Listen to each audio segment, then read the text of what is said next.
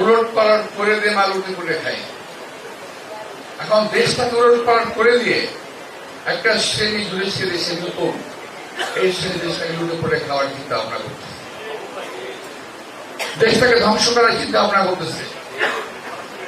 যারা জীবনে মাথা তুলে কথা বলতে পারে নাই, তারা আজকে মাথা তুলে কথা বলে, চোখে চোখ রেখে কথা বলে।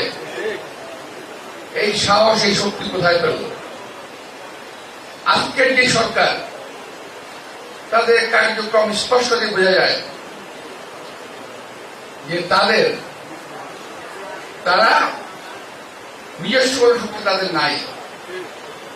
এই সরকার দুটি দলের উপরে, একটি তাদের নিজস্ব সৃষ্ট দল, আর একটা পুরনো দল, এদের উপরে ভর করে এই সরকার টিকে আছে। এই সরকারকে ওরা যা বলে, ওই দুটি দল যা বলে, এই সরকার তাই করে। সর্বশেষ প্রমাণ হলো একটা প্রতীক নিয়ে, নির্বাচনের প্রতীক। আমি প্রমাণ করে দিলাম আপনাদের। ওরা যা বলবে সেটাই করতে হবে। এরা কারা? এরা কোথ থেকে এলো? এদের জনভিত্তি কি? এদের কোন ভিত্তি আছে বাংলাদেশে কোথাও? একটা নির্বাচন দিলে পরে বুঝে যেত কে কটা ভোট পায়।